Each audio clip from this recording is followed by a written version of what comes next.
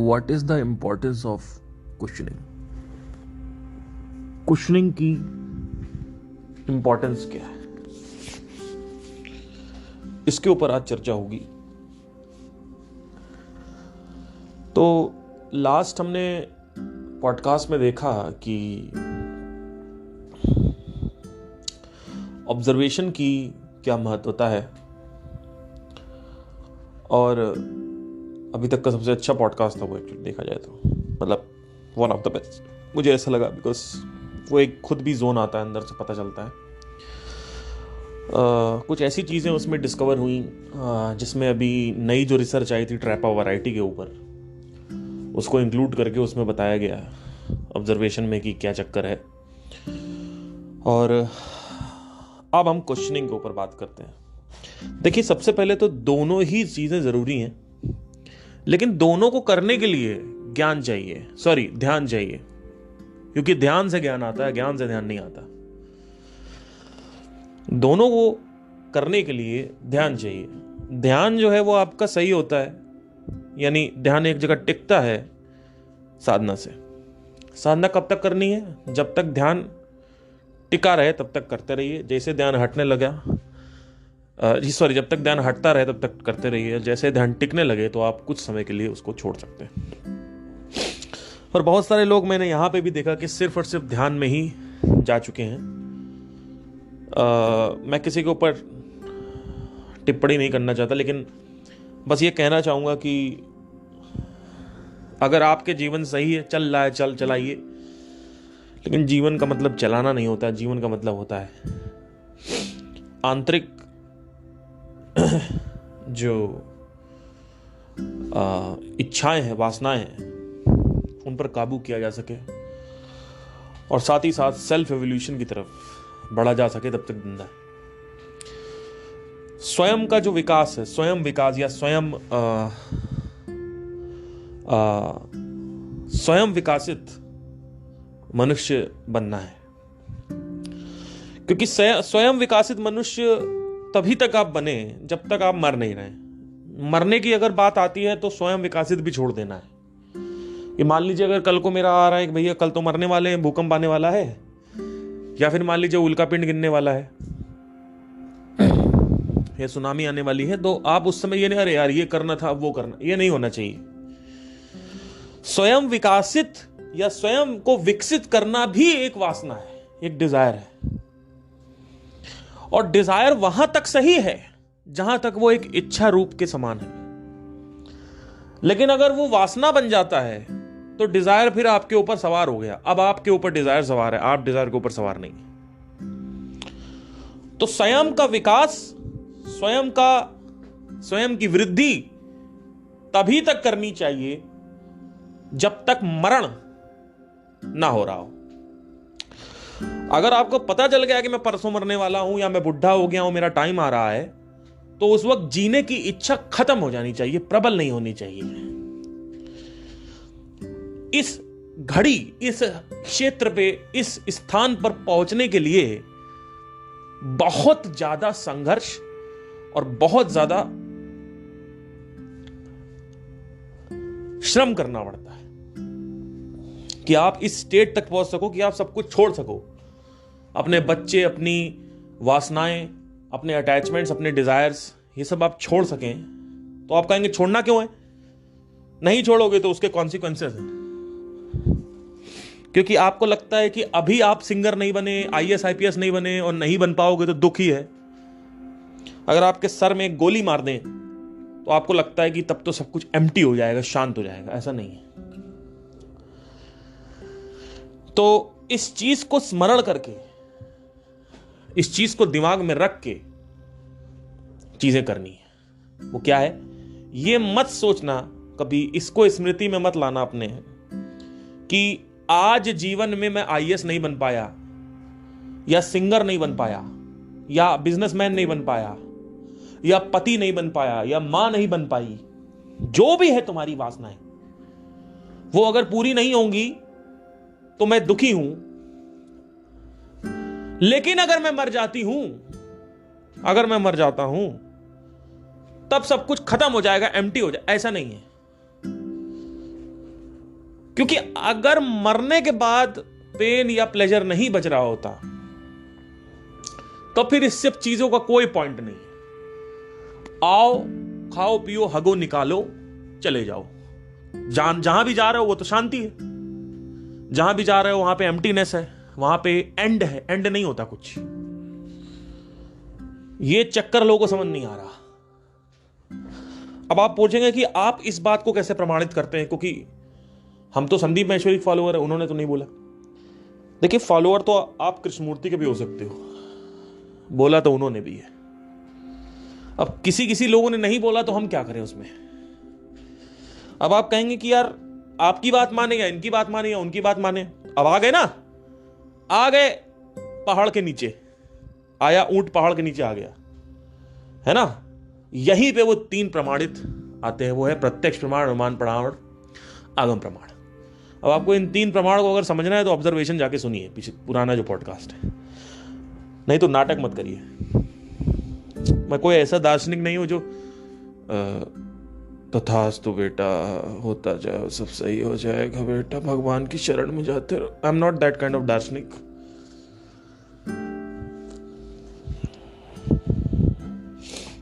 जहां गुस्सा आना चाहिए वहां गुस्सा लाऊंगा, फालतू की बातें करोगे तो बोलूंगा। तो अगर आपका ये सवाल है कि आपको ये सब कैसे पता कि मृत्यु के बाद क्या होता है, तो उसके पीछे एक बहुत बड़ा पॉडकास्ट हो सकता है, लेकिन उसके बाद भी वो सिर्फ आगम प्रमाण है, वो सिर्फ एक थ्योरी है जो आपके लिए सही है। तो इस हिसाब से तो सब कुछ थ्योरी हो गया। जो भी आचार्य प्रशांत ने बोला, जो भी ओशो ने बोला, जो भी संदीप माहेश्वरी, सदगुरु, सर्वप्रियानंद, तुम्हारे जितने भी लोग तुम सुनते हो यूट्यूब पे, वो भी सब आगम प्रमाण है उस हिसाब से, क्योंकि तुमने उसको अपने सिस्टम में नहीं देखा है। हाँ, ये तर्क सही लग रहा है, ये वितर्क सही लग रहा है, ये लॉजिक सही लगा, ये काउंटर लॉजिक सही लगा, मुझे लॉजिकली मुझे ये ज्यादा सही लगे। इससे कुछ नहीं होता है, क्योंकि अगर लॉजिकली सब कुछ सही लग रहा होता तो एक बार भगवत गीता पढ़ने के बाद आपके जीवन में बहुत बड़ा परिवर्तन आ चुका होता। भगवत गीता से बड़ा लॉजिक कहां से मिलेगा, वेदांतों से बड़ा लॉजिक कहां से मिलेगा, उसमें सब कुछ लॉजिकली तो लिखा हुआ है। ज्ञान परिवर्तन नहीं है, ज्ञान को भीतर देख पाना परिवर्तन है। फिर से बोल रहा हूं, ज्ञान परिवर्तन नहीं लाएगा, ज्ञान परिवर्तन नहीं है, चाहे वो वेदांतों का ज्ञान हो, चाहे तुम्हारे कोई यूट्यूब गुरुज का ज्ञान हो, इंक्लूडिंग मेरा ज्ञान। ये मत सोचो कि मेरा ज्ञान समझ में आ जाएगा, मैं उससे भी कुछ। ज्ञान परिवर्तन नहीं है। ज्ञान को अपने भीतर देख पाना, स्वयं के भीतर देख पाना, उसकी अनुभूति कर पाना, उसका बोध कर पाना परिवर्तन है। क्यों? क्योंकि एक बार जब आदमी खुद देख लेता है, स्वयं देख लेता है, तो उसके अंदर विश्वास आ जाता है। नहीं तो सब कुछ संदेह में चलेगा। बातें करोगे तुम, हां हम भगवान पे बिलीव करते हैं, कृष्णा ने ये बोल दिया, कृष्णा ने वो बोल दिया, अष्टावक्रा ने ये बोल दिया, चांडोक उपनिषद में ये बोल दिया, मांडोक उपनिषद में ये बोल दिया, वो बोल दिया, ये बोल दिया, वो बोल दिया, ये बोल दिया। ये सब कुछ तुम बाहर बाहर से बोलोगे कि सत्य है, लेकिन अंदर से तुम्हें संदेह होगा, स्केप्टिसिज्म होगा तुम्हारे अंदर। तुम्हारे अंदर एक डाउट होगा कि यार ये सत्य भी है कि नहीं है। जो भी बोला गया है, कोई भी श्लोक, कोई भी पंक्ति, कोई भी कबीर दास का कुछ भी, कहीं भी संत दरिया का कुछ भी उठा लो तुम, जो भी तुमको उठाना है तुमको उठाओ। सुनता नहीं धुन की गबर, अनहद का बाजा बाजता। आधे से ज्यादा लोगों ने नीचे कमेंट किया, अनहद नाद हमको सुनाई नहीं देती है, और अगर सुनाई देती भी है तो हमारे अंदर कोई परिवर्तन नहीं आया है, और हमारे अगर परिवर्तन आया भी है तो उस परिवर्तन को आचार्य प्रशांत ने गलत बता दिया। अरे घोचू, मैं यही तो कह रहा हूं। मैं और क्या कह रहा हूं तुमसे? सुनता नहीं धुन की खबर, अनहद का बाजा बाजता। कबीर दास से को चैलेंज करोगे तुम, लेकिन फिर भी तुम्हें अंदर से संदेह हो रहा है कि साउंड ऑफ साइलेंस, अनहद ध्वनि नाम की चीज है भी, चक्कर है भी कोई ये। क्यों? क्योंकि तुमने कभी उसको एक्सपीरियंस ही नहीं किया। जो भी उसके बेनिफिट्स बताए गए वो तुमने कभी जांचे ही नहीं। कुछ लोग तीसरी आंख पे या मूलाधारा पे यहां वहां ध्यान करते हैं उनको तीसरी आंख यानी आज्ञा चक्र पे विश्वास है, लेकिन उनको अनहद ध्वनि पे विश्वास नहीं है। क्यों? उन्होंने मेरे से सुना, यहां से सुना, वहां नहीं विश्वास। क्यों? स्केप्टिसिज्म। ज्ञान स्केप्टिसिज्म प्रोड्यूस करता है। ज्ञान जो है वो आपके भीतर संदेह उत्पन्न करता है, डाउट उत्पन्न करता है ज्ञान। फिर चाहे वो कोई भी ज्ञान हो, चाहे कोई किताबी ज्ञान हो, कोई वीडियो से मिला हुआ ज्ञान हो, कोई पॉडकास्ट से मिला हो, कोई भी ज्ञान हो, जब तक संदेह रहेगा तब तक विश्वास नहीं होगा, और जब तक विश्वास नहीं होगा तब तक परिवर्तन कहां से आएगा? भाई, जब तुम्हारा ब्रेन कुछ देखेगा तभी तो मानेगा, बिना देखे बातों से थोड़ी मान जाएगा। इसको आगम, इन बातों को बोलते हैं आगम प्रमाण। तो इसी वजह से एक गुरु कहता अनहद ध्वनि नाम की चीज नहीं होती, साउंड ऑफ साइलेंस फ्रॉड है। फिर दूसरा गुरु आ रहा कह रहा हाँ होता है, फिर चौथा गुरु आ रहा नहीं होता, फिर पांचवा गुरु होता। तो कहीं किसी ने बोल दिया, संत दरिया ने बोल दिया कि गिरह हमारा शून्य में, अनहद में विश्राम, बोल दिया। आज के टाइम में मोहित शुक्ला बैठ के पॉडकास्ट सुन रहे हैं, मोहित शुक्ला को विश्वास नहीं हो रहा, संत कबीर आ गए, दरिया आ गए, भगवान कृष्ण आ गए, क्यों नहीं हो रहा विश्वास साउंड ऑफ साइलेंस में? क्योंकि घोंचू मोहित है। मोहित को कैसे सीखते हैं यह पता नहीं। आज तक तुमको पूरे हिस्ट्री में किसी ने यह बताया तक नहीं कि सीखते कैसे हैं। किसी ने नहीं बताया आज तक तुमको, मैं बता रहा हूं। और कहां से बता रहा हूं? हर जगह से सीख के बता रहा हूं। पतंजलि से मैंने यह सीखा है, लेकिन वो अप्लाई कैसे होता है यह नहीं बताया पतंजलि ने। पतंजलि ने 3 प्रमाणों की पुष्टि करी है। अब उन प्रमाणों को तुम्हारी कितनी औकात है, तुम कहां कहां लगा पा रहे हो, वो तुम्हारे ऊपर है, तुम्हारी बुद्धि के ऊपर है। तो जो तुम कहते हो ना, ये हो गया, ये नहीं होता वो होता है, ये नहीं होता वो होता है, ये नहीं होता वो होता, दोनों ही बेवकूफ है। दोनों ही अपने सिस्टम में नहीं देख रहे। सिंपल सी चीज है, किसी गुरु को मानते हो, उसकी बातें फॉलो करो। अगर वहां से कुछ हुआ, दिखा, छोड़ो उसको, दूसरे गुरु को पकड़ो। वहां से कुछ दिखा, छोड़ो उसको, दूसरे। मैं इस गुरु को मानता हूं, मैं इसके लिए मर जाऊंगा, बस तुम्हारा यही है। आपको मैं एक सिंपल चीज बताता हूं। इंस्टाग्राम पे बड़ा कमाल का पैटर्न अभी ऑब्जर्व किया। आपने देखा होगा इंस्टाग्राम पे कमेंट्स बहुत ब्रूटल होते हैं। अभी रिसेंटली एक लड़का दिवाली पे लड़की बन के नाच कर रहा था, उसकी मृत्यु हो गई। उसने खुद को आत्महत्या कर ली अपनी, क्योंकि लड़के उसको ट्रोल कर रहे थे कि लौंडिया है, ये छक्का हिजरा। फिर यही लोग जो हैं ये आपके तलवे चाटने लगते हैं। यही लोग जो गाली दे रहे हैं। एक्चुअली इंस्टाग्राम पे everybody is stranger for everybody, and when you are stranger people try to avoid you. मतलब अजनबियों को लोग क्रोध करना पसंद करते हैं अजनबियों के साथ। लेकिन वो अजनबी अगर थोड़ा सा दिमाग लगाए और उनका ट्रस्ट गेन कर ले, तो वही आदमी तलवे चटा देगा उसको अपने। इसको बोलते हैं पावर ऑफ इन्फ्लुएंस या परसुएशन, जो कि मैंने मार्केटिंग से सीखी। अगर वही लोग आपको थोड़ा बहुत जानने लगे, आपको फॉलो करने, जैसे फॉर एग्जांपल भुवन बाम, उसके कमेंट के नीचे आप देखोगे ज्यादा नेगेटिव कमेंट नहीं आते। क्यों? सब बोलते हैं I love you love you love you. क्यों? ठीक है, तो अब यहां तक हमने इसको कर लिया। अब क्वेश्चनिंग क्या है? Questioning is not that important, observation is more important. To observe is the most important thing. Why? For example, if I am trying to teach you about overthinking, and like a lot of people, you are telling that I am not overthinking, my life is very nice. A lot of people are committing this, believe this, like your mother, father and all that. My life is really nice. No, your life is not good. No, my life is good. Your life is not. आपका जीवन सही नहीं. हमारा जीवन बहुत अच्छा है. आपका जीवन अच्छा नहीं, हमारा जीवन बहुत अच्छा है. आपका जीवन अच्छा नहीं, हमारा जीवन बहुत अच्छा है. आपका जीवन अच्छा नहीं, चौप, हमारा जीवन बहुत अच्छा है.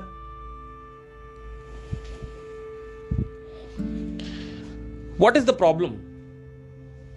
अब वहां पे क्वेश्चनिंग कैसे काम आएगी? जब तक उनको यह एहसास नहीं होगा, वो खुद अपने अंदर झांक के नहीं देखेंगे कि बाहर के जो कुछ भी इंद्रिय विषय है, यानी सेंसरी ऑब्जेक्ट्स हैं, उनको स्टिमुलेट करने के बाद, यानी लौंडियाबाजी और भोग विलास करने के बाद भी सुख जो है उसकी प्राप्ति नहीं होती. जब तक ये उनको दिखेगा नहीं, तब तक क्वेश्चन कैसे उठेगा कि what is the other way? दूसरा कोई मार्ग है क्या सुखी होने का? क्योंकि जब वो दिखेगा तभी तो एक्सेप्ट होगा. जब तक वो दिखेगा नहीं, तब तक एक्सेप्ट कैसे होगा? Observation is acceptance. Observation is, ध्यान ही स्वीकृति है. ध्यान स्वीकृति है भैया. Observation is acceptance, and once the acceptance has happened, question begins. What is the question? How should we? What is the permanent way to be happy in this context? There are a lot of context. बहुत सारे संदर्भ हैं. एक संदर्भ को अगर पकड़ते हैं जिससे हम समझ सके उदाहरण के तौर पे, अब इसी संदर्भ में मत रह जाना. संदर्भ उठा रहा हूं समझाने के लिए, संदर्भ में मत घुस जाना. एजेंडा क्या है पॉडकास्ट का? क्वेश्चनिंग और ऑब्जर्वेशन को समझना प्रॉपर्ली. कई लोग संदर्भ में ही घूम जाते हैं. तो सर आपने बोल दिया लोनलीनेस का. अरे लोनलीनेस के ऊपर बात थोड़ी हो रही. बात वो तो एग्जांपल उठाया यार. एनीवे, एजेंडा क्या है? एजेंडा ये है कि जब तक ऑब्जर्वेशन नहीं होगी, एक्सेप्टेंस नहीं आएगी. एक्सेप्टेंस नहीं आएगी तो क्वेश्चन नहीं उठेगा कि भैया दूसरा मार्ग क्या है? प्रसन्नता का या खुशी का या सुख का दूसरा मार्ग है? नहीं है. क्यों नहीं है? क्योंकि ऑब्जर्वेशन ही नहीं है, एक्सेप्टेंस ही नहीं है. और ऑब्जर्वेशन जब तक नहीं, अब ऑब्जर्वेशन कहां करना है? अब कई लोग तो यही नहीं समझ पाते. ऑब्जर्वेशन में कर रहा हूं तो बाहर बोलने की बात कर रहा हूं क्या? अरे ऑब्जर्वेशन मतलब ऑब्जर्वेशन.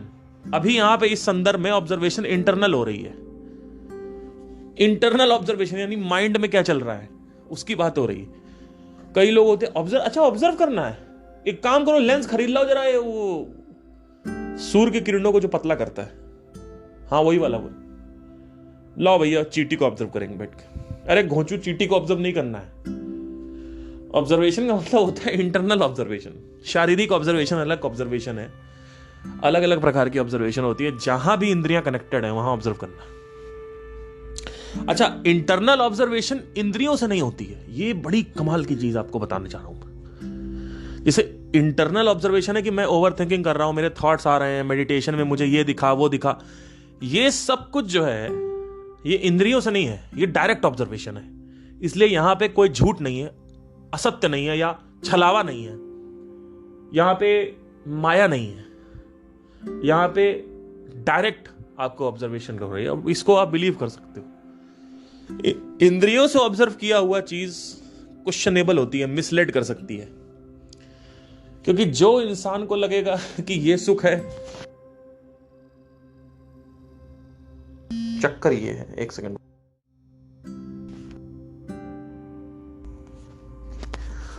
अच्छा ठीक है, अब आपने यहां कहा ठीक है भैया सर आपके बात समझ में आ चुकी है, ठीक है, यहां तक क्लियर हो चुका है. अब क्वेश्चनिंग कैसे करें? भाई क्वेश्चन को फ्रेम करिए, लिखिए. लिटरली इस संदर्भ में अगर हम उठाएं कि जब इंसान को सब कुछ हो जाता है प्राप्त, उसके बाद भी समझ आखिरी में कहता है यार, तो आखिरी में क्वेश्चन क्या आएगा? What is the permanent way to be happy? What is the ultimate way to be happy?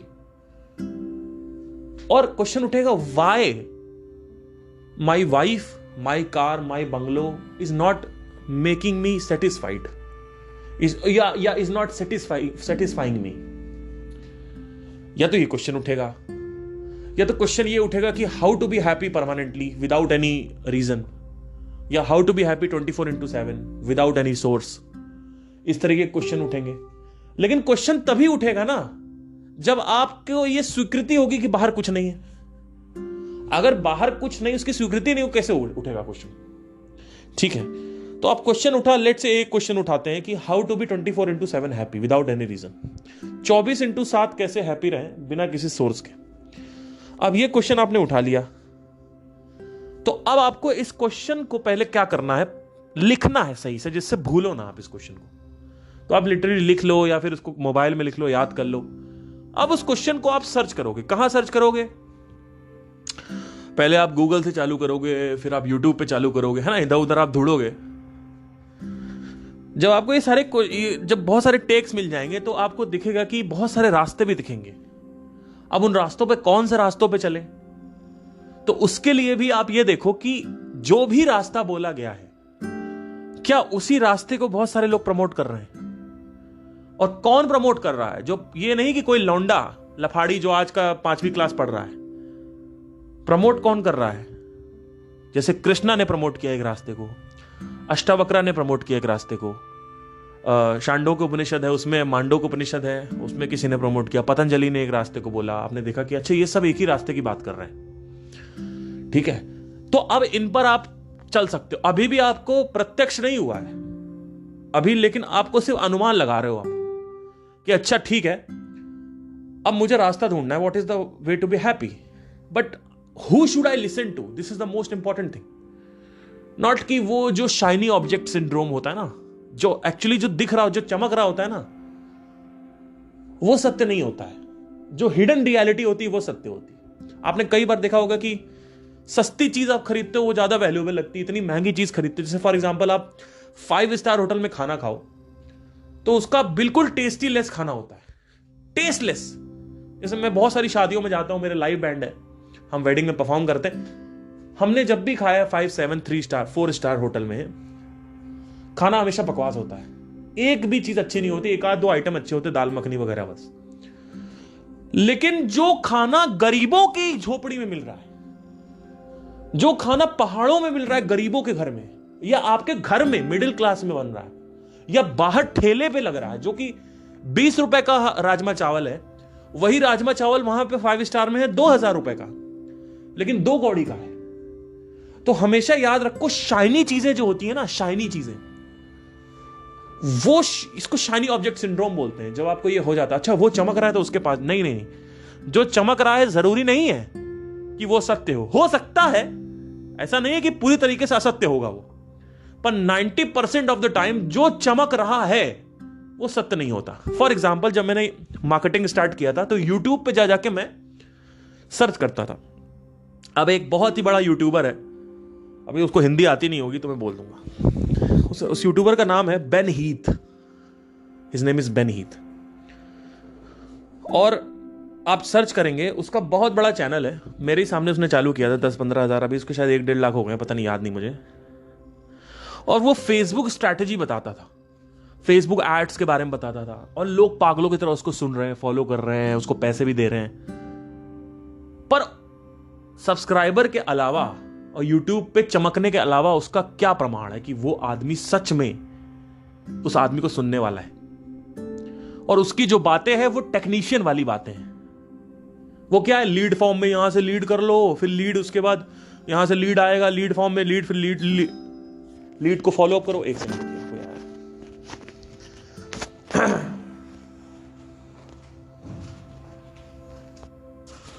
Swiggy Instamart से मैंने कुछ मंगाया था. एनीवे, सो ठीक है. हाँ, तो बेन हीथ करके आप सर्च करिएगा, हो सकता है आपने उसको कभी देखा भी हो. तो उसने क्या किया है, क्या किया? कुछ नहीं किया. सिर्फ यूट्यूब सब्सक्राइबर ही तो गेन करके बैठे हुए हो। वो कोई बहुत बहुत बड़ा प्रमाण है क्या कि आप बहुत बड़े मार्केटर हो? नहीं हो। तो वो चमक तो रहा है। और यूट्यूब पे ऐसे बहुत सारे चैनल हैं जिनके बहुत सारे व्यूज हैं। एक साहिल खन्ना करके हैं कोई, है ना, बट आप पूरी वीडियो देख डालोगे ना सारी, आपको समझ नहीं आएगा करना क्या है अपने बिजनेस में। क्यों? क्योंकि पोजिशनिंग, ब्लू ओशियन, ये सब तो बात ही नहीं करता कोई। फंडामेंटल्स ऑफ मार्केटिंग की कोई बात नहीं करता है। But let's not go into the context of fundamental marketing. Right now there are lot of people on YouTube who are shiny, जो चमक रहे हैं, ठीक है। पर मैंने क्या किया, जब मैंने इनको सुनना चालू किया, पहले एक के बाद एक सुनता गया, समझ नहीं आया कुछ। कोई पैटर्न जो था वो वही था कि ये बटन ये काम करती है, वो काम करती है, मुझे समझ नहीं। फिर मैंने कहा कि कुछ दिमाग लगा, मैंने कहा ये कंटेंट मिल नहीं पा रहा मुझे। मैंने कहा कंटेंट मिल नहीं पा रहा। फिर मैंने दिमाग लगाया, मैंने कहा यार गूगल पे सर्च करता हूं आज तक इंटरनेट मार्केटिंग में किसने खंबे गाड़े हैं, और उसकी बुक खरीदूंगा। अब मैं, बहुत हो गया, अब मैं बुक पढ़ना चालू करूंगा। ये 2021 की बात है, 2021 की बात है। तो पहली जब मैंने बुक खरीदी थी वो रसल ब्रंसन की खरीदी, .com सीक्रेट्स, ठीक है। उसके बाद उनकी मैंने खरीदी एक्सपर्ट सीक्रेट्स, फिर खरीदी ट्रैफिक सीक्रेट्स, फिर मैंने सैबरी सभी की बुक खरीदी, वो पढ़ी। फ्रैंक कर्न की कन्वर्ट 2.0 पढ़ी। उसके बाद मैंने एलन डिप की पढ़ी, what was that name, something, उनकी एक बुक है बहुत अच्छी। और भी बहुत सारी बुकें मुझे भी याद नहीं आ रहा। ऑलमोस्ट 140 के आसपास बुक पढ़ चुका हूं मैं। मतलब स्टीव जॉब्स की मेरी बुक पढ़ी, वो पढ़ी मैंने। पॉइंट ये है कि ये सब छुपे हुए थे, ये सब यूट्यूब पे नहीं है, पर जो चमक रहा है उसी को लोग ट्रस्ट करते हैं, ठीक है। तो ऐसा नहीं है कि ये पॉडकास्ट होने के बाद अगर सब सुन भी लेंगे पूरी दुनिया में तो बहुत सुधरने, कोई नहीं सुधरने वाला। वो यही करेंगे जो कर रहे थे, क्योंकि ब्रेन वैसे ही काम करता है। तो ये सब हिडन थे। मैंने टॉप 15 लोग की लिस्ट निकाली। मैंने 15 लोग की लिस्ट निकाल के उनको समझा कि वो क्वेश्चन मेरा जो था, वो क्वेश्चन था कि मुझे इंटरनेट मार्केटिंग के थ्रू अपना ये म्यूजिक प्रोडक्शन का कोर्स सेल करना, मैं कैसे सेल करूं। क्योंकि मैं पहले करके देख चुका था, ये सब बेन हीथ और ये साहिल खन्ना वगैरह सबको देख चुका था मैं। ये सब वही बटन क्या काम करती है, क्या स्ट्रैटेजी कोई बता नहीं पाता। स्ट्रैटेजी अगर बता भी देंगे तो स्ट्रैटेजी ये, हाँ ये करो, ऐसे करो, that is technique, that is process. Process is not important, fundamentals are most important. Simple सा है, but let's not go into deep. Internet marketing में भी डीप नहीं जाएंगे, ठीक है। सुनने की कोशिश करिएगा। टॉप 15 लोग का लिस्ट बनाई, उसके बाद उनकी बुक मंगाई, पढ़ना स्टार्ट किया। उसके बाद उनके पॉडकास्ट थे हिडन, जैसे लार्सन के पॉडकास्ट हैं, रसल ब्रंसन के पॉडकास्ट है स्पॉटिफाई पे, वो कोई सुनता नहीं है ज्यादा, सब ज्यादातर यूट्यूब पे, वहां पे रियल वैल्यू है। तो जो चमक रहा है ना वो सत्य नहीं होता है। वैसे ही जो मैं बता रहा हूं ना, कृष्णा और ये सब जो हैं, तो इनको अगर आप सुनोगे तब पता चलेगा ना कि वो क्वेश्चन का आंसर क्या है, कि भाई what is the permanent way to be happy without anybody, है ना। ये आपका अल्टीमेट क्वेश्चन है। So number 1, write down the question if the observation has been done till now. Then the next step is write down the question. What is the exact question you want to search on? Because एक ही situation पे 50 question बन सकते हैं। जैसे for example, मुझे इस दुनिया में सुख नहीं मिल रहा है। अब यहां पे मुझे समझ में आ चुका है, बहुत सारे लोगों को नहीं समझ में आता है। शार्क टैंक के जितने भी जैसे उनको समझ नहीं आया, सोनू निगम को नहीं समझ में आया, अरिजीत सिंह को समझ नहीं आ रहा है। समझ रहे हो मैं क्या कह रहा हूं? आपको समझ में आ रहा है, कोई छोटी चीज नहीं है ये, कोई छोटी चीज नहीं है। हो सकता है उनको समझ में आया, मेरे को मतलब मुझे तो नहीं पता, बट आपको समझ में आ गया। बहुत सारे आपके दोस्तों को, आपके घर वालों को समझ नहीं आया। तो अब जब समझ में आ गया तो आपका फर्दर क्वेश्चन क्या होगा? वो क्वेश्चन पता है क्या होगा? या तो ये होगा हाउ टू बी 24/7 हैप्पी, या व्हाट, व्हाई। या तो आप क्वेश्चन पूछोगे why girlfriends are not making me happy, सच्चा प्यार is not making me happy, doing gym is not making me happy, why I am lonely, मुझे अकेलापन क्यों लगता है। अब मैं शादी कर चुका हूं, अभी भी मुझे अकेलापन लग रहा है, अभी भी मुझे लग रहा है मुझे कुछ करने को चाहिए, मुझे हर समय कुछ करने को क्यों चाहिए। टॉयलेट पे बैठता हूं, मोबाइल चलता रहता है, छोड़ नहीं पा रहा हूं, है ना। पहाड़ों पे जाता हूं शांति महसूस करने के लिए, पर ध्यान नहीं टिक रहा है वहां पे। अभी मैं अपने दोस्तों के साथ गया था, मैंने कहा चले यार शांति महसूस करते हैं। 2 मिनट के लिए ध्यान टुका उन लोगों का। 2 मिनट भी नहीं, 2 मिनट बहुत ज्यादा हो गया। 15 सेकंड में बोलते हैं। मैंने कहा शांत रहना, सुनना ध्यान से, क्योंकि जंगल की आवाज आ रही थी, रात का 12 बज रहा था। तो मैंने कहा शांत रहना, सुनना। 15 सेकंड में उसने बोल दिया बहुत शांति है यार, और पीछे चला गया सिगरेट पीने। क्योंकि ध्यान टिक ही नहीं रहा, शांति महसूस कैसे करोगे। तो जंगल में जाकर भी तुम शांति महसूस नहीं कर पा रहे हो, अपना तुम्हारा माइंड इतना एक्टिव हो चुका है कि ओवर एक्टिवेट हो चुका है वो। ठीक है, अभी भी तुमने गाड़ियां खरीद ली, अभी भी तुमने कंप्यूटर्स खरीद लिए, बाइक्स खरीद ली, तुम्हें समझ नहीं आ रहा है अभी भी। ठीक है, तो जब ये सारे क्वेश्चंस आएंगे तो उसमें से एक क्वेश्चन चूज करना पड़ेगा कि ठीक है, हाँ ये क्वेश्चन है। अब उस क्वेश्चन के पीछे सीकिंग होती है। सीकिंग किसकी? आंसर की। अब आपको समझ में आएगा कि यार क्वेश्चन में कहां से मतलब ये आंसर ढूंढूं। अब आपका काम हो गया क्लैरिटी लाने का। आपकी शुरुआत हो चुकी है क्लैरिटी की। ठीक है, अभी तक क्लैरिटी नहीं थी। सिर्फ क्वेश्चन को लिख लेना एक बहुत बड़ी क्लैरिटी होती है, क्योंकि अगर क्वेश्चन क्लियर है ना, जैसे फॉर एग्जांपल जब मैं फेसबुक एड्स मैनेजर सीख रहा था तो ट्रैफिक लैंड हो रहा था, पर ट्रैफिक मेरे को ईमेल एड्रेस नहीं दे रहा था। तो क्वेश्चन ये नहीं था कि अपने बिजनेस में सक्सेसफुल कैसे हो इंटरनेट मार्केटिंग के थ्रू। क्वेश्चन ये था लैंडिंग पेज कन्वर्ट कैसे करें।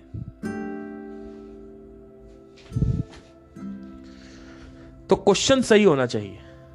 अपने क्वेश्चन सही रखा, अब सीकिंग होगी। अब सीकिंग में किसको सुने, कौन है वो जिसको सुना जाए। तो शुरू में आप वेदों को पढ़ सकते हो, उनको समझ सकते हो। अगर ये अब यहां पे कंटेक्स्ट है ये सब, ठीक है। ये टॉपिक क्या चल रहा है, how to do the questioning. ये टॉपिक ये नहीं चल रहा है कि कैसे आत्मज्ञान प्राप्त करें या फिर आत्म ये ठीक है। अभी क्या बताऊं, एनीवे ठीक है। तो बड़ा कोई आदमी जिसने कुछ उखाड़ रखा है उसको आपने सुनना चालू कर दिया। अब जब आप सुनोगे तो आंसर मिलेगा। तो आप ये सोचोगे अब तो आंसर मिल गया, दी एंड। नहीं, जैसे ही आपको आंसर मिलेगा इमीडिएटली 4 और प्रश्न खड़े हो जाएंगे। अच्छा, हम ब्रह्मांड है तो हम नेपच्यून को कंट्रोल क्यों नहीं कर पा रहे हैं, तो अलग अलग क्यों दिखते हैं। मुझे तो विश्वास क्यों नहीं हो रहा कि हम ब्रह्मांड हैं, हम सब एक है तो अलग अलग चेहरा क्यों है।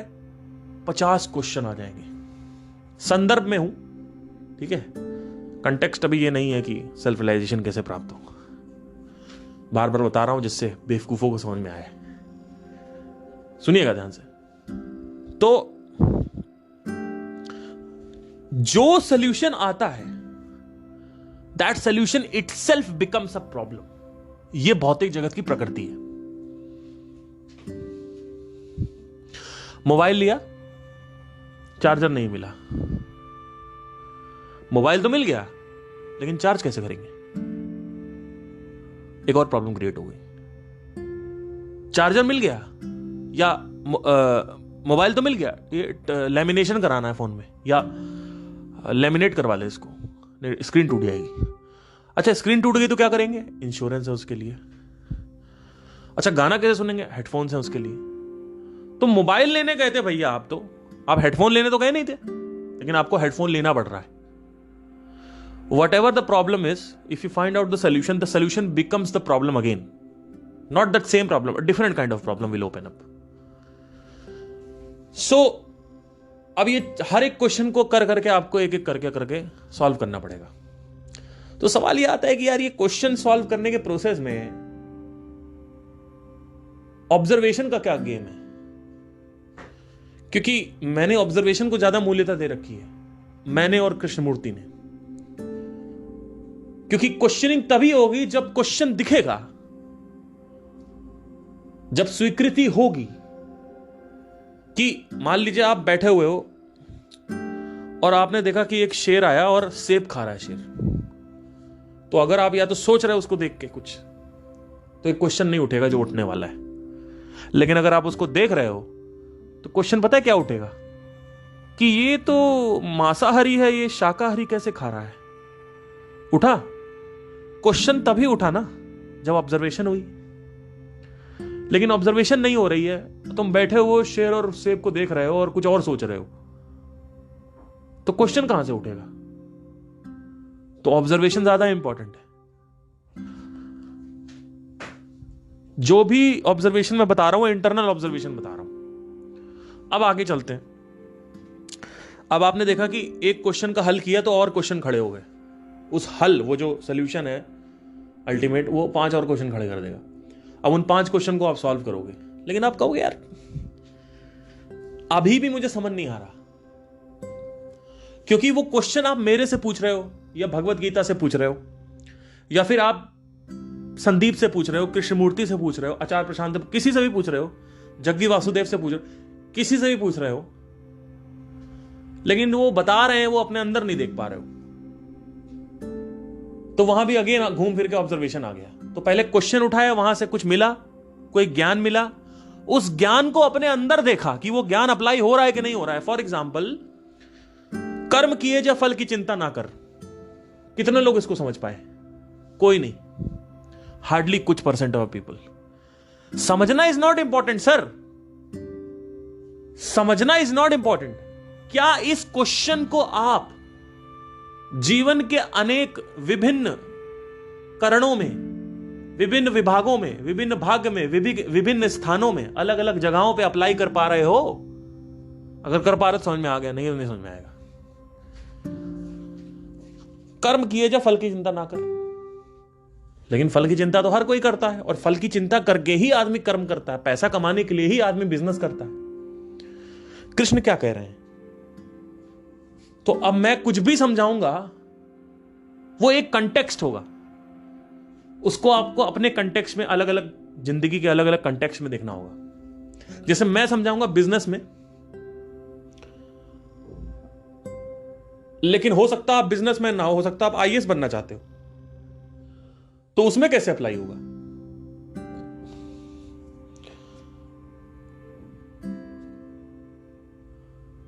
भाई आपको बच्चा पैदा करना है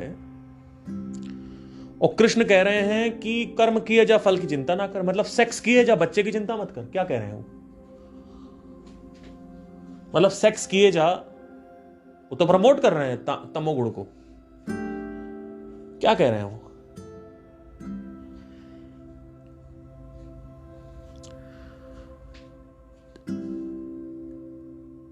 एक्चुअली क्या है कि आपको मार्केटिंग इसलिए नहीं सीखनी है कि आप एक बड़े एंटरप्रेन्योर बन पाओ, अपने प्रोडक्ट को बेच पाओ। आपको मार्केटिंग इसलिए सीखनी है कि मार्केटिंग ही आपका एंड रिजल्ट है, यानी मार्केटिंग ही आपको एंजॉय कर रही है। मार्केटिंग के अलावा कुछ चाहिए ही नहीं आपको, मतलब मजा ही मार्केटिंग में आ रहा है, यानी मजा अभ्यास में आ रहा है। अभ्यास ही अंत है, बस खत्म, उसके आगे कुछ है ही नहीं। हाँ वो बाय प्रोडक्ट है, आता रहेगा, लेकिन अभ्यास ही अंत है। तो जब ये मजा आने लगे, क्योंकि अल्टीमेटली होता क्या है ना, मैंने आपसे बोला चैलेंज चाहिए आपको, वो चैलेंज यही है कि आपको स्टार्टिंग पॉइंट से नहीं प्यार है, आपको एंड पॉइंट से नहीं प्यार है, आपको बीच ब्रिज से प्यार है। प्यार का मतलब ये नहीं है कि, अब देखो एक सिंपल सा एग्जांपल है, रोज लोग जाते हैं जिम ज्वाइन करने, उसमें से बहुत कम लोग सालाना जिम करते हैं, मतलब रोज, पर बहुत कम लोग रोज नहीं कर पाते, छोड़ देते हैं बीच में। उनमें अंतर क्या है? वो डंबल का स्ट्रेच जो है ना, उसकी क्रेविंग करते हैं। वो डंबल का जो भार है ना, और रात में सोते हैं तो उनको क्रेविंग होती है, उसकी ललक लगी हुई है, तलब लगी हुई है डंबल उठाने की।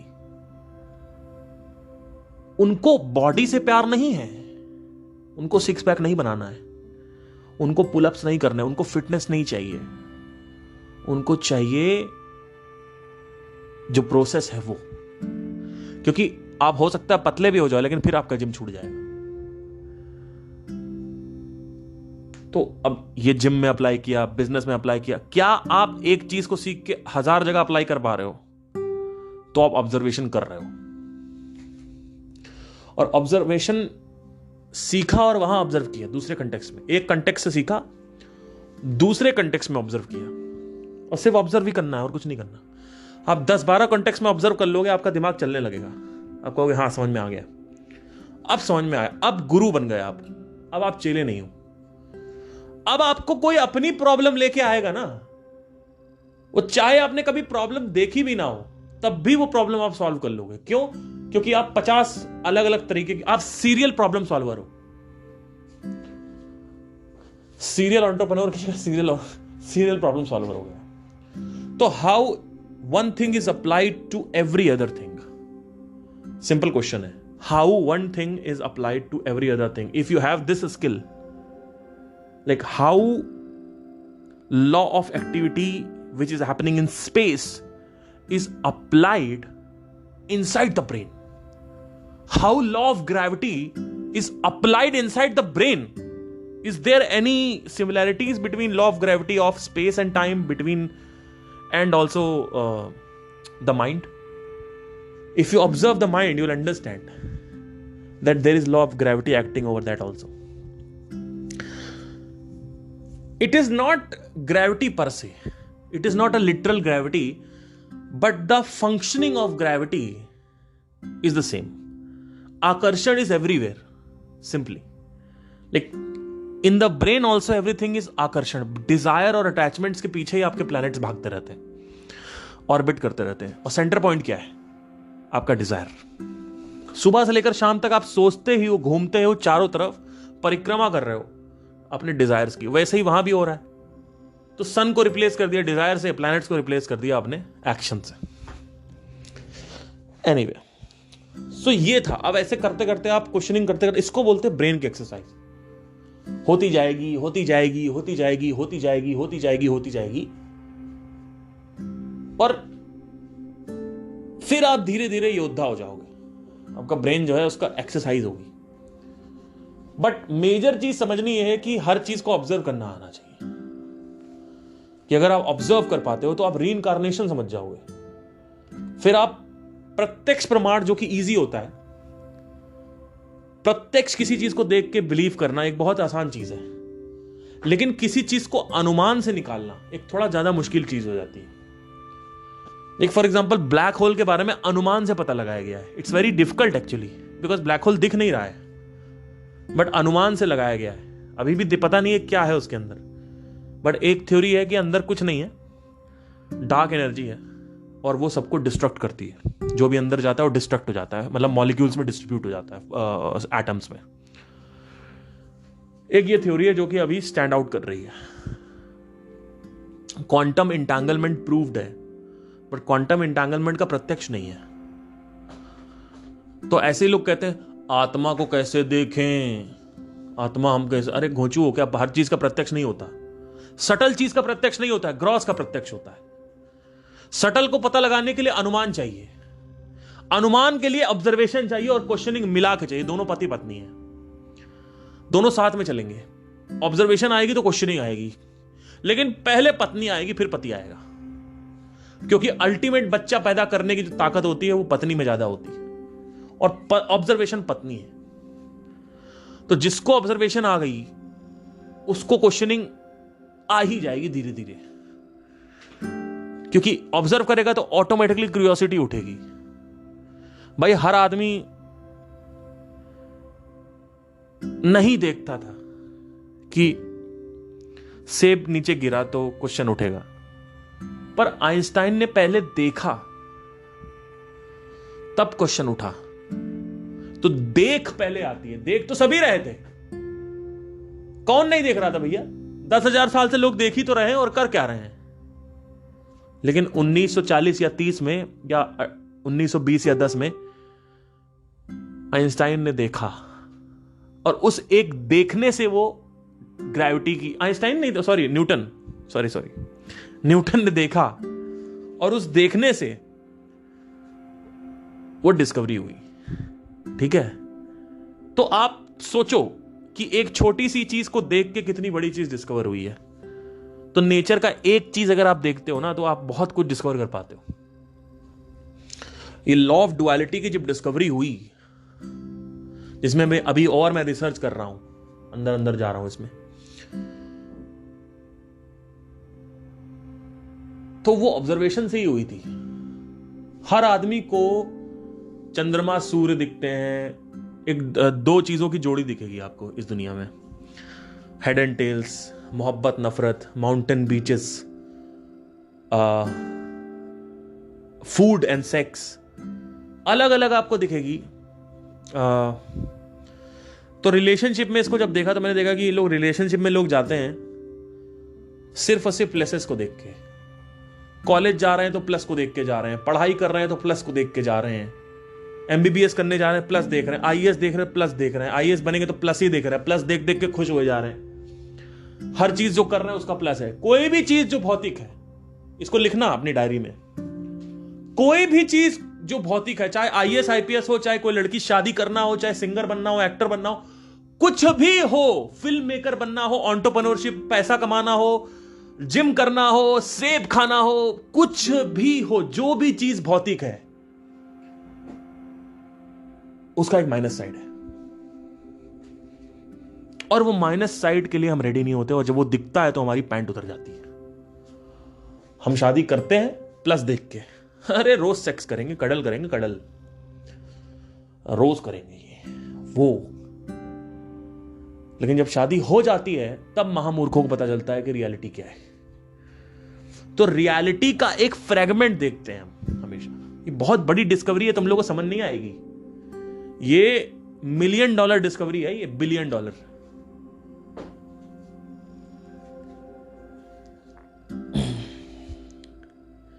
वैसे ही आप देखेंगे तो एक न्यूट्रॉन और प्रोटॉन, तो आप कहोगे यार प्रोटॉन और न्यूट्रॉन की तो है साथ में, ये दोनों चिपके रहते हैं, वो तो समझ में आ रहा है, लेकिन इलेक्ट्रॉन बीच में क्या कर रहा है? आप अगर ध्यान से देखेंगे, इलेक्ट्रॉन को मैटर में नहीं बोला जाता, इलेक्ट्रॉन मैटर में नहीं आता। इलेक्ट्रॉन आध्यात्मिक है, वो डिनोट कर रहा है कि देयर इज थर्ड रियलिटी। पहली रियलिटी है पॉजिटिव, दूसरी है नेगेटिव, और तीसरी जो है वो है एक और रियलिटी है जो इस सब रियलिटी को बनाती है। तो ये छलावा ही है, ये पुरुष और प्रकृति, ये शिव और शक्ति, ये आएंगे तो साथ में आएंगे। मतलब शादी होगी ना तो शादी आपकी फ्रीडम को काटेगी, फ्रीडम का केक कटेगा। और लोगों को लगता है कि ये करने से फ्रीडम बढ़ जाएगी, जबकि फ्रीडम कम हो जाती है। एक है डिजायर, एक है अटैचमेंट, एक है फ्रीडम, ये तीन चीजें होती हैं। जब आप किसी लड़की से शादी करते हो, कोई लड़की आपसे शादी करती है, तो दोनों रिस्पॉन्सिबिलिटीज के बंधन में बंध जाते हैं, और अब वो नहीं कर सकते जो उनको करना है, अब उनको वो करना पड़ेगा जो उनको करना चाहिए। कोई भी डिजायर को परस्यू करने के बाद वो डिजायर आपके फ्रीडम के केक को थोड़ा सा काट देता है।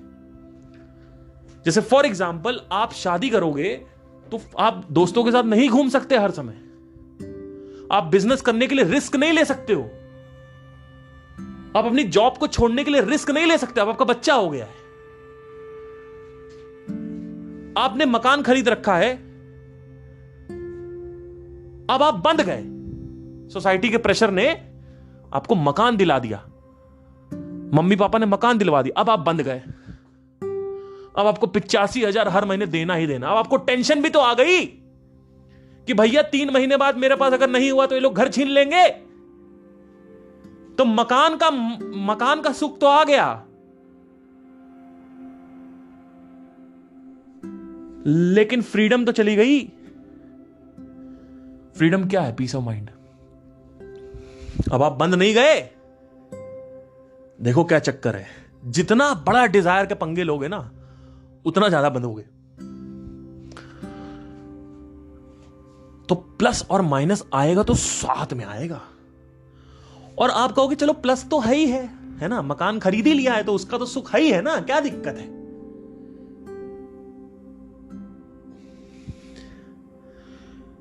ये माया है।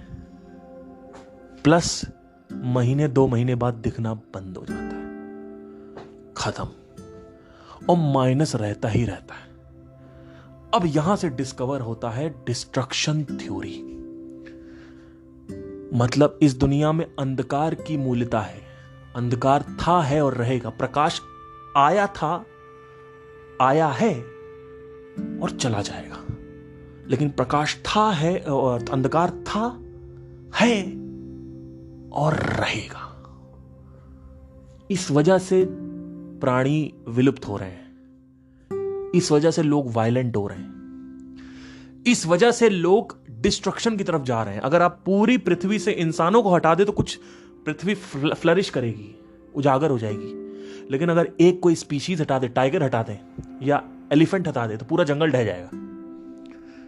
जंगल ढहेगा तो पृथ्वी ढह जाएगी। आप देख रहे हो क्या हो रहा है? यानी नेचर ने पीक ऑफ एवोल्यूशन को बनाया और nature he law of duality में फंस गया। उसने हाई सेरेब्रम कैपेसिटी तो बना दी, उसने हायर ब्रेन तो बना दिया, उसने बहुत बड़ा ब्रेन बना दिया जो कि सब कुछ समझ सकता है। लेकिन उस ब्रेन की मूलता नेचर के लिए, यानी उसके खुद के लिए सही नहीं है। तो एक चीज मिली, यानी peak of evolution, high brain, intelligent species तो आ गई। लेकिन प्लैनेट की धज्जियां उड़ेंगी। क्यों? क्योंकि इंटेलिजेंस है तो धज्जियां हैं। क्यों? क्योंकि इंटेलिजेंस है तो सफरिंग है। आप देखोगे जो हायर इंटेलिजेंट वाला आदमी होता है ना, वो ज्यादा सफर करता है, वो ज्यादा स्पिरिचुअलिटी में आता है।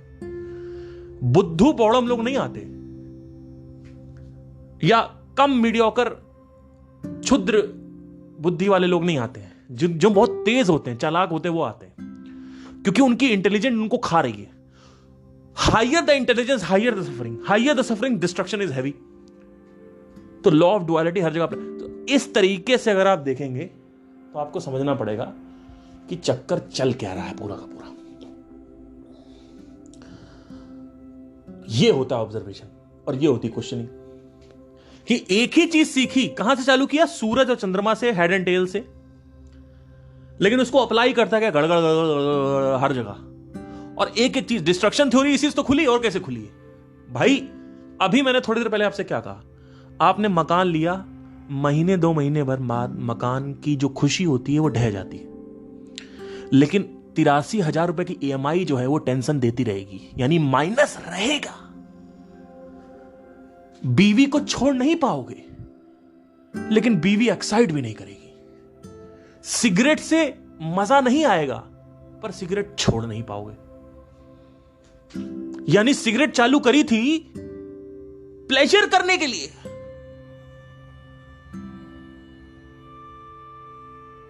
प्लेजर 2-3 महीने में खत्म हो गया और आदत छोड़ गई, पड़ गई आदत।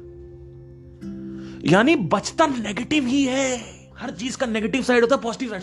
सुनने की कोशिश करो, हर चीज का पॉजिटिव और नेगेटिव साइड होता है। पॉजिटिव साइड खत्म हो जाता है और नेगेटिव साइड ही बचता है सिर्फ। इसको माया बोलते हैं। माया का मतलब है कि पॉजिटिव भी रहेगा, नेगेटिव भी रहेगा। लेकिन यह माया का मतलब नहीं है। यह दिखाती है माया कि यह होता है, कि चलो ठीक है, सफरिंग हो रही है, 85,000 रुपए देने पड़ेंगे EMI के, लेकिन घर तो है ना, घर है। लेकिन आप 20,000 रुपए के रेंट में रह के अगर इस डिजायर को छोड़ देते और 20,000 रुपए के बढ़िया रेंट में रह के टेंशन फ्री रह सकते थे। लेकिन अब आपको टेंशन हो रही। और कई लोग यहां क्वेश्चन करेंगे, अरे सर तो अमीर लोग हैं तो उनको तो कोई नहीं प्रॉब्लम होती होगी। ऐसा नहीं है। अमीर लोग को 3 जगह प्रॉब्लम घिरती है। सेहत, जो कि पैसे से नहीं खरीदी जा सकती, सच्ची मोहब्बत, जो कि पैसे से नहीं खरीदी जा सकती, और सच्ची मित्रता। ये 3 जगह अमीर लोग मरते हैं। छोड़ती नहीं है प्रकृति आपको। ये मत सोचो डुअलिटी हर जगह काम करेगी।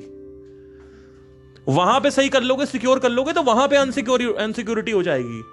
सर्टेनिटी के पीछे भाग रहे हो ना, कहीं कहीं सर्टेनिटी मिलेगी, क्योंकि पैसा बहुत सारा है लेकिन कहीं सर्टेनिटी नहीं मिलेगी। एक बात बताओ, तुम्हारी बच्ची विकलांग पैदा हो गई, इसकी सर्टेनिटी थी क्या तुम्हारे पास? खरीद पाओगे पैसे से? एक टांग तुम्हारी कट गई, एड्स हो गया तुमको, खरीदो? चूतिया समझ रखा है क्या यूनिवर्स को तुमने कि तुम हर जगह? लोग करते क्या, सब कुछ सिक्योर करना चाहते हैं, हम पैसे से सब कुछ सिक्योर कर लेंगे, सर्टेनिटी। अरे भैया, बच नहीं सकते परमात्मा से। बहुत खतरनाक गेम खेल रहा है ये आदमी। ये जो भगवान है ना, बहुत चालाकी से ये यूनिवर्स की, अगर ये साइमुलेशन है, बहुत चालाकी से इसमें कोड डाला गया है। और कोड को बाईपास सिर्फ और सिर्फ आप तभी कर सकते हो जब आप समझ सकते हो, तब आप बाईपास कर लोगे, बाईपास कर दोगे आप। जैसे मेरे साथ क्या है, मेरे को लोग गाली देते रहते हैं, मेरे घर वाले, मेरे को कोई फर्क नहीं पड़ता। अब आपको फर्क नहीं पड़ता, ऐसे क्या? क्यों? क्योंकि छोड़ रखा ना सब कुछ, त्याग है। इसीलिए तो वेदांता लिखा गया, इसीलिए तो उपनिषद लिखी गई है भैया। क्यों लिखी गई है? इसीलिए लिखी गई है, इसलिए लिखी गई है जिससे आप इस पूरे के पूरे खेल से बाहर आ सको। अब आप देखोगे बाहर से लोग मर रहे हैं, झूठे मान्यताओं को मान के लोग मर रहे हैं, अंदर ही अंदर झूठी वासनाओं के लिए लोग मर रहे हैं। क्या नहीं कर रहे हैं लोग? अभी कर्जा चढ़ गया किसी के घर में, और वो रिकवरी वाला परेशान कर रहा था, बिहार की पूरी फैमिली मर गई। अभी रिसेंटली मैंने सुना है, पूरी बिहार की फैमिली, गांव की फैमिली थी, मर गई। क्या होता है कर्जा ना देने से? कभी समझ में आया आपको? कर्जा ना दे पाए बैंक से तो डिफॉल्टर हो जाओगे, उससे ज्यादा कुछ नहीं है। आपका जो घर है वो छीन लिया जाएगा, उससे ज्यादा कुछ नहीं है। लेकिन लोग उसी में मर जाते हैं कि हमारा घर छीन लिया जाएगा, हम जाएंगे कहां? अरे जाओ, क्या रेंट पे रहो? और कैसे रह ले? अब तुम्हारा ईगो है फिर तो भाई, तो छोड़ नहीं पा रहे हो तुम छोटी छोटी चीजें। क्यों? क्योंकि बड़ी चीज मिली नहीं है, बड़ा ज्ञान मिला नहीं, तो चक्कर पल गए भाई। बड़ा अगर कुछ मिल गया होता तो छोटी चीजें छूट चुकी होती। मेरे लिए सब खेल है, मजाक है। आज हूं कल नहीं हूं, मेरे कोई फर्क नहीं पड़ता। जब मैं मरूंगा तो मेरी बीवी रोएगी, बहुत रोएगी, लेकिन मुझे यह भी पता 3 महीने बाद हल्की हल्की खुशी आने लगती है। मेरी मां रोएगी, लेकिन मुझे पता है 3-4 महीने बाद सब वैसे ही वापस बैक टू स्क्वायर वन हो जाता है। तो मैं क्यों परेशान हो रहा हूं कि मैं मर जाऊंगा तो क्या होगा लोगों का? मैं क्यों परेशान हो रहा हूं कि मैं मर जाऊंगा तो मेरी वासनाओं का क्या होगा? तुमने कुछ कर लिया, तुम सिंगर बन गए, तुम ये बन गए, तुम वो एंटरप्रेन्योर बन गए, तुम बहुत बड़े आध्यात्मिक गुरु बन गए, उससे क्या फर्क पड़ रहा है? बड़ी रियलिटी जब समझ में आ जाती है तो ये सब चीजें आसान हो जाती बोलना। अगर आप ये सब चीजें अपने दोस्तों को सुनाओगे ना, कहोगे ये तो भाई, ये तो या तो ये झूठ बोल रहा है लड़का, या तो ये छलावा कर रहा है। और अगर ये बात सत्य है तो इसके लिए भाई आसान है, हमारे लिए कोई आसान नहीं है। इस सही बात है, आपके लिए आसान नहीं है, क्योंकि आपको रियलिटी नहीं पता। आपको ये पता ही नहीं है कि आप कौन है। आप अपने आप को कुछ और मान के बैठे हुए हैं।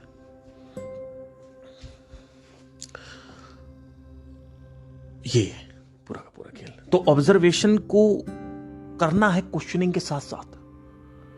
क्वेश्चनिंग, जब आप कोई चीज सीखो तो उसको हर कंटेक्स्ट में अप्लाई करिए, और फिर आपको चीजें समझ में आने लगेंगी। गुरु की ज्ञान की डिसवैल्यू मत करना कभी। गुरु का ज्ञान जो है वो अच्छा है, वो इशारा करता है, लेकिन उसको अपने अंदर देखना है। नहीं देख रहे हो तो वो ज्ञान 2 कौड़ी का है। तो इसका मतलब यह नहीं गुरु का ज्ञान बेकार है। Thank you, take care, bye.